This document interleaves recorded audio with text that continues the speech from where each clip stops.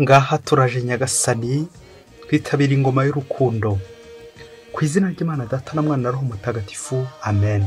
Amahoro bana b'Imana, ni muhumure, Imana iradukunda, ije kudukiza kuri wa gatandatu w'icyumweru cya gatatu cya Diventi, tariki 23 Ukuboza 2023.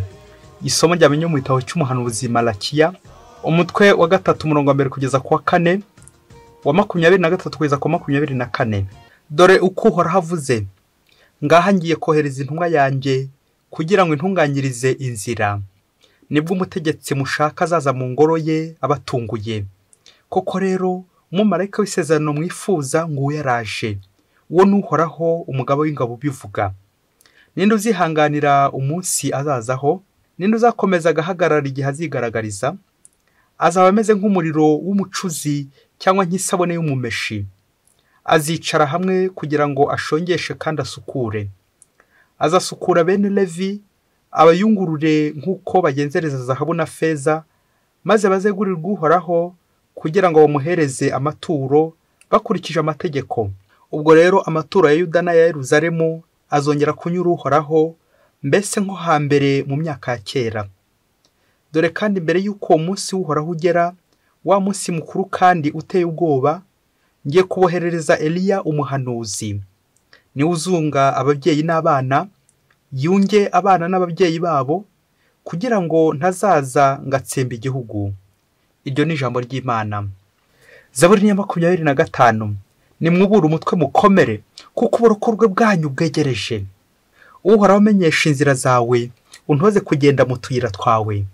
Nyobora mu kuri kwawe kandi uyumbwiriza, kuko ari wowe Mana nkesha umukiro wose. Uhoraho ibuka neza n'urukundo wagaragaje kuva kera na kare. Ndiwite ku byaha n'amafuti nakoze nkiri muto, ahubwo unyiteho ukurikije impuhwe zawe, ugirire ubuntu bwawe Uhoraho.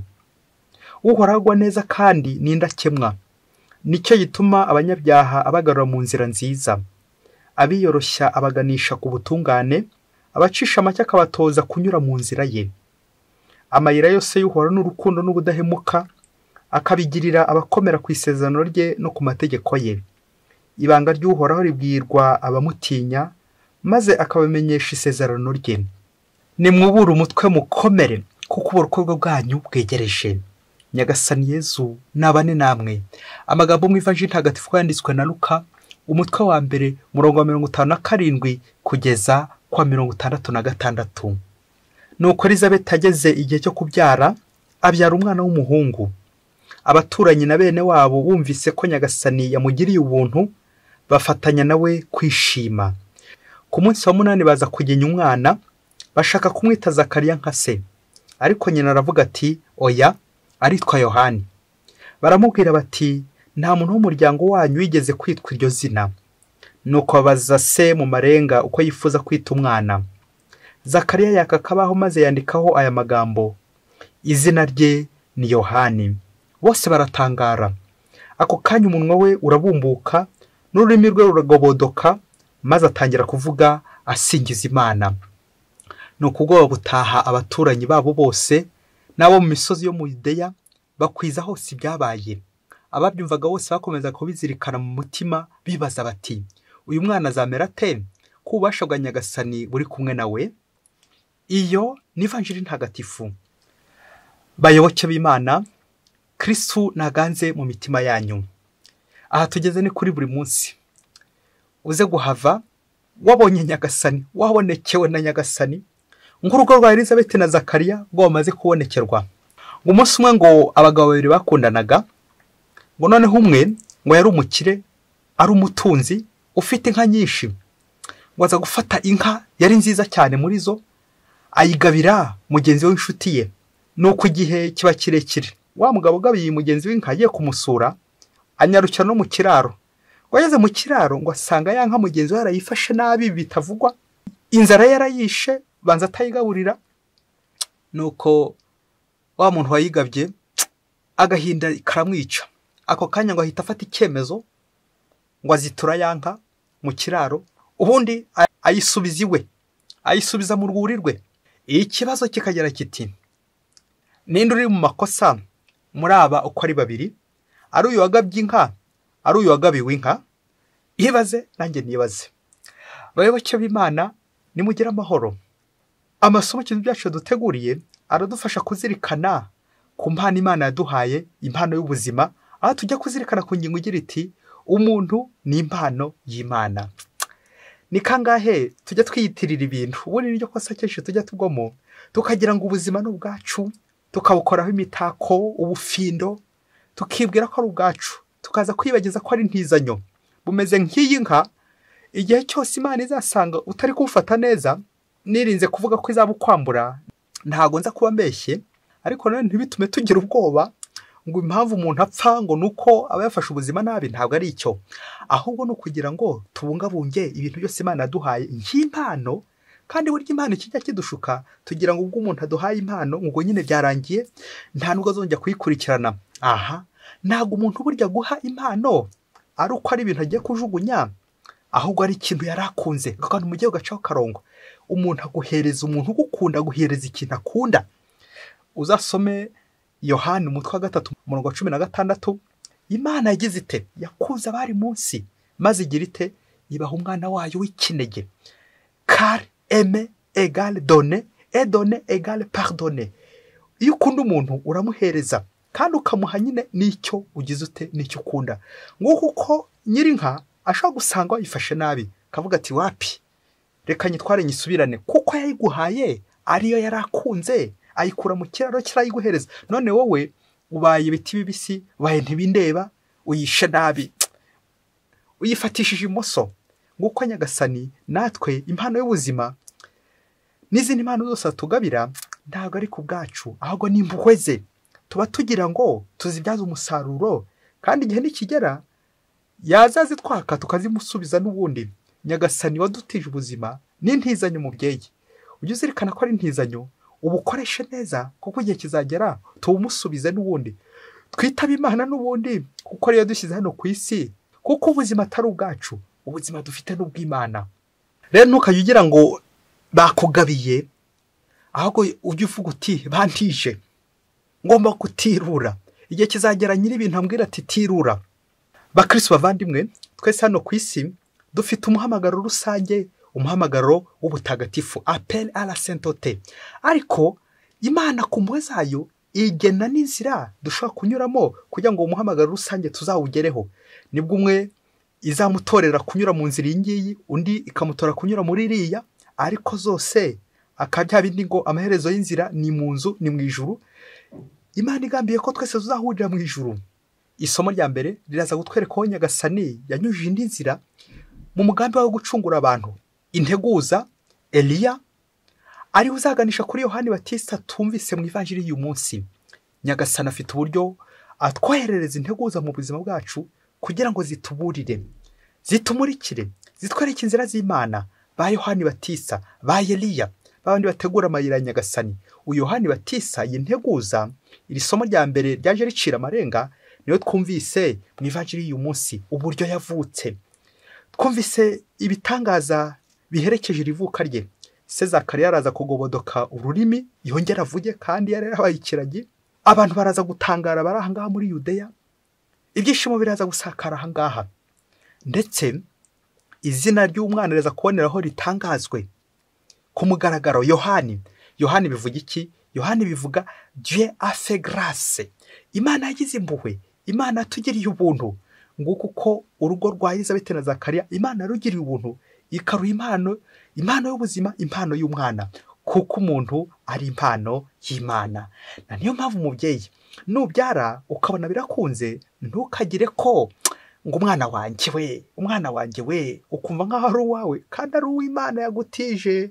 Igihe utazamufata neza, uzamenye ko Imana n'ubundi ishobora kuza kubwira uti umwana guhita utamufashe neza, ikazabikubaza.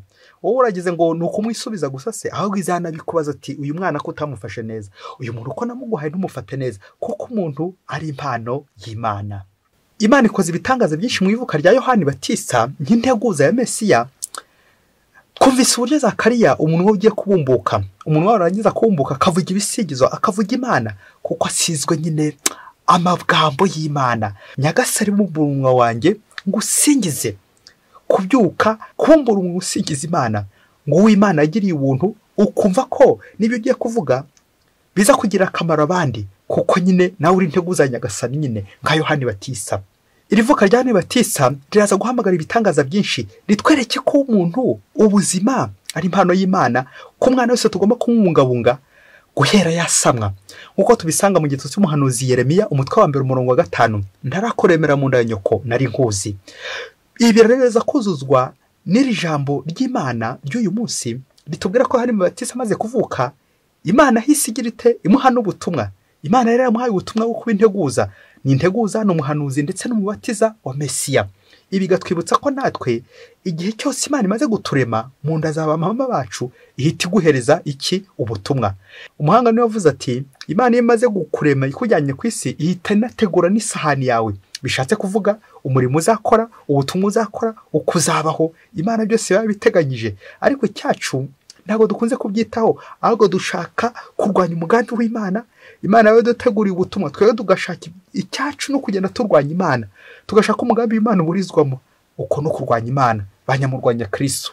Hari ibyo Imana yakugeneye, nta kindi ni ubutagatifu, ariko wasanga ugenda unusura kuri ubwo butagatifu, ukihangira inzira zawe, warangiza ngo mbo buriya sibwo mpuye n'ibi bibi, ubwo niko Imana yari yarabibonye.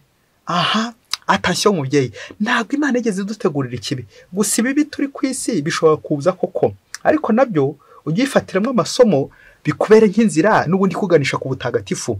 Nubwo wahura n'ibyago, ugahura n'ibibazo, ugahura n'akarengane, itotezwa n'ibindi byose bitagenda neza uko ubishaka, ujye uvuga uti nshobora nabyo kubinyuramo, mpfa gusa kuzagera ku butungane. Ukabinyuramo byose ukagenda ureremba, ukagenda kugeza igihe ugeze ku butungane. Amaherezo y'inzira ni mu nzu, amaherezo y'inzira ni mu ijuru. Rero ibintu byose tubona ku isi ujye ushakishamo ukuboko kw'Imana, bityo uhunge icyaha ukora icyiza, ureke umugambi w'Imana uzurizwa muri wowe, kuko umuntu ari impano y'Imana. N'imigambi yose y'abantu yagombye kuganisha nyine muri uwo murongo mwiza, umugambi w'Imana wo gukiza abantu, wo gucungura abantu. Anabyo twumvise integuza ya Mesiya Yohani Batisa. Imana tugiriye umuntu, Imana tugiriye impuhwe, ibintu byose Imana ibikora ku mpuhwe zayo, kuko Imana idukunda. Ese wowe impano y'ubuzima uyakira ute?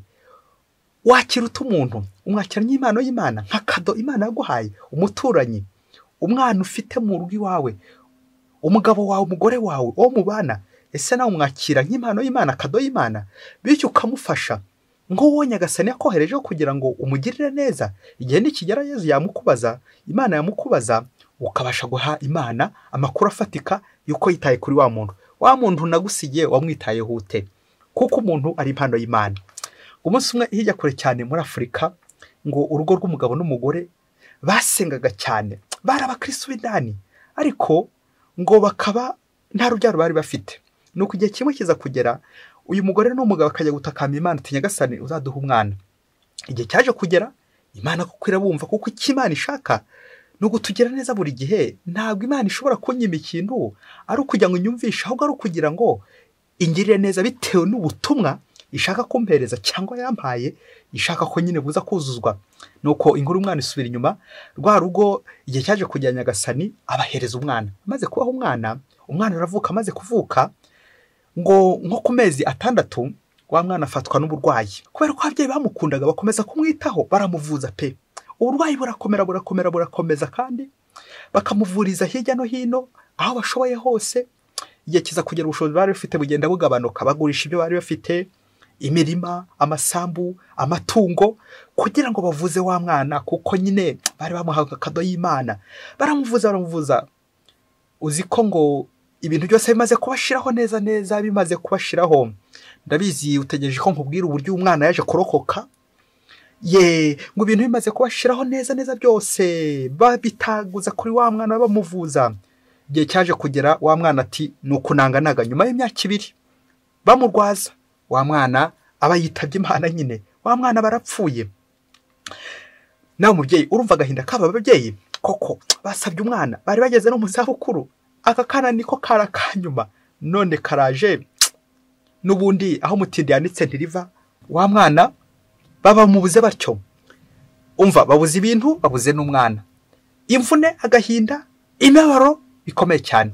Nuko ngo umubyeyi wo muri rugo ntiyabyihanganira akagahinda gakomeye cyane, yongera asubira mu ngoro. ngo ajye gutonganya Yezu. Ariko Yezu, reba uyu mwana uramutwaye, ibintu byanjye byose urabitwaye, uyu mwana wanjye uramutwaye, wongeye utwaye ibintu byanjye. Ubu se koko Yezu uyu mwana wari uramumpaye ngo kugira ngo mbere ikigeragezo? Koko Yezu, koko ubu ndasigara n'igiki? Ndasigara mbaho nde? Ko uyu mwana umutwaye n'ibintu byose akaba arabitwaye, ndabigenza nde? Ko uyu mwana nari nzi ko ari uzankiza, ko uyu mwana nari nzi ko ari uzangirira neza, ko uyu mwana ari uzampa gusaza neza, ko uyu mwana nari nzi ko ari uzansazisha, none koko uramuntwaye, utwaye n'ibyari kumaza kabiri byose urabitwaye. Yezu koko unkoreye ibiki? Ngo mu gihe umubyeyi ari kwivovota ngo Yezu mu bishoboke ko yamurebye, aramureba, ngo Yezu aramubwira ati umva rero mubyeyi, reka nkubwize ukuri, abantu baza ku isi ku buryo bubiri. Ubwa mbere hari ushobora kuza ku isi kugira ngo azite ku bandi, azasazisha abandi neza, azagirira abandi neza, azabona akazi akore, atunge abandi, abagirire neza, abiteho. Ariko ku bwa kabiri hari nanone ubwoko bw'abantu baza ku isi kugira ngo bitabweho. Amen, amen, amen. Ako kantu umubyeyi urakumvise? Hari abantu bandi baza ku isi kugira ngo bitabweho, bafite ubutumwa bwo kwitabwaho. Mubyeyi, uyu mwana naramuguhaye kugira ngo umwiteho, umufashe ubuzima bwa hano ku isi, nawe akandagiza ikirenge hano ku isi uhamufashirize, bitewe n'imyaka naguhaye azamara. Ashobora kumara umunsi umwe, amezi abiri, umwaka, n'imyaka 10 yayimara uri kumwitaho, kuko aribwo butumwa nyine naraguhaye. Buri wese afite ubutumwa hano ku isi, kwita ku bandi cyangwa no kwitabwaho. Cy'ingenzi ni ukumenya ngo ubutumwa bwanjye bukora neza nita ku bandi bitewe n'ubwo Nyagasani yampaye. Ese babyeyi, uyu mwana umaze gupfa n'uw'Imana cyangwa n'uw'ababyeyi? Komeza ubyibazeho. Ariko abantu benshi tujya tugwa mu mutego wo kwiyitirira, tugashaka kwikubira, kugeza naho twikubira iby'Imana. Abantu banjye, abantu b'Imana, abantu banjye, ntituze no gutinyuka tuvuge ngo abantu b'Imana. Wari uzi ko uri kurerera Imana? Uwo mwana ufite wari uzi ko ari uw'Imana nyine? Kuki utamutura Imana ubundi? Nk'uko rero tubereyeho Imana, dukorera Imana, erega turi n'ab'Imana. Mubyeyi, aka kantu gacunge kambayeho nawe kajya kakubaho, twese gakunze gutubaho, reka nkubwe naho katuberaho. Iyo turi kwirimba cyane cyangwa turi gusabira abantu bitabye Imana, tuti abacu bapfuye, hari abanjye bapfuye, abanjye mubyeyi. Ako kantu mubyeyi tujye tugakosora, abanjye, abacu, tukaza kwibagirwa ko ari ab'Imana nyine. Yego kimuntu twebwe abantu tuvuga ngo ni abacu, ariko uzirikana ko izo mvugo ari imvugo nkene nyine z'abantu dushaka kwiyitirira iby'Imana, abantu b'Imana, kandi umuntu ni impano y'Imana. Na niyo mpamvu akenshi uzasanga hari abapfuye tutagiye twitaho, ngo kubera ko bamwe baraduhemukiye, bamwe tukabakurikiza ibitutsi, abandi ko bagiye badusahura imitungo yacu. Ubu se koko arapfuye, apfuye amaze kundi ibyanjye, apfuye antwaye amadeni, apfuye maze kumuvuza yaranze gukira, apfuye maze kumutangaho ibyanjye byose. Ugasanga bene izo mvugo nizo ziri guturanga, imvugo zo kwikubira gusa, imvugo zo kwikunda, imvugo zo kwiharira, imvugo zo kwiyemera. Kandi umuntu ari umuntu w'Imana, ni kadodo Dieu, cadeau du ciel. Umuntu ni impano y'Imana mubyeyi. Yaba waruzi agaciro k'umuntu, wagomye nyine kumwitaho, cyane cyane ukeneye iki? Ukeneye ubufasha bwawe, ukeneye ko wamutabara, wamufasha, kuko umuntu nyine ari impano y'Imana. Namutanzeho ibya mirenge ngo none arangije arapfa, naramuvuje none arangije arapfa. Yego arapfuye. Twega abantu dushaka kugeraho ngaho kubera ko turi gushaka kumwikubira, nyamara ntago ari uwacu n'uw'Imana. Rero murekura agende n'uw'Imana. Mubyeyi, n'ikimenyimenyi mubyeyi, ujye uzirikana ko twese igihe kizagera tugapfa, kuko tutarabiyisi n'ubundi turab'Imana. Igihe kizagera dupfe mubyeyi. Nituvuga ku rufu ntukajye urakara, kuko twese tuzi ko igihe n'igihe tuzapfira. Turi hano ku isi, ubutumwa bwacu nko kwitegura ijuru. Rero nuzajya uba hano utari kwitegura, Yohani Batisi yavutse arakubwira ati nje kugutegura. Aje kugutegurira iki? Aje kugutegurira ijuru. Njyewe nawe rero turi hano ku isi kugira ngo twitegure ijuru, kugira ngo dukorere Imana neza muri ubu buzima buhita, twizeye ko igihe nikigenda Nyagasani naduhamagara tuzagenda. Rero wikwiguseta ibirenge, Imana niguha umwana ikongera ikamwisubiza, ntabwo ari uko utari waramureze neza, ntabwo ari uko utari waramuruhiye, ahubwo wasanga ari Imana nyine yari yateguye ati uyu mwana uzamuntegurira utya akandagire ku isi, hanyuma nzongere mwisubize. Uyu muntu umeze utya uzamurwaze umurwaze, azakira hehe? Azakirira mu ijuru. Ese wababara ko umuntu wamurwaje neza ukamugera neza akiri muri ubu buzima uri kumutegura neza, warangiza nyine Imana ikamutwara waramuteguye neza, waramuhangayikiye, waramufashije, waramwitayeho akiri muri ubuzima hano ku isi? Mbega byiza kwita ku bantu b'Imana. Nawe umubyeyi uze kongera ukora umwitozo, ibintu byose bitagenda neza ku isi, abapfuye, nari ngiye kuvuga ngo abawe bapfuye, abawe bitabye Imana, wongera urebe iyo sano dufitanye nuko turi abana b'Imana. Yohani Batisa aje tuburira twe tukiri hano ku isi twitegure Mesiya, twitegure umucunguzi, kugira ngo ubuzima dufite turusha kubungabunga, kuko atari ubwacu, ni impano y'Imana. Ubuzima dufite ni impano y'Imana. Mwese Imana ibaho umugisha. Imana Data na Mwana na Roho Mutagatifu. Amen. Padiri Masumbuko Ladislas wa Diyosezi ya Cyangugu.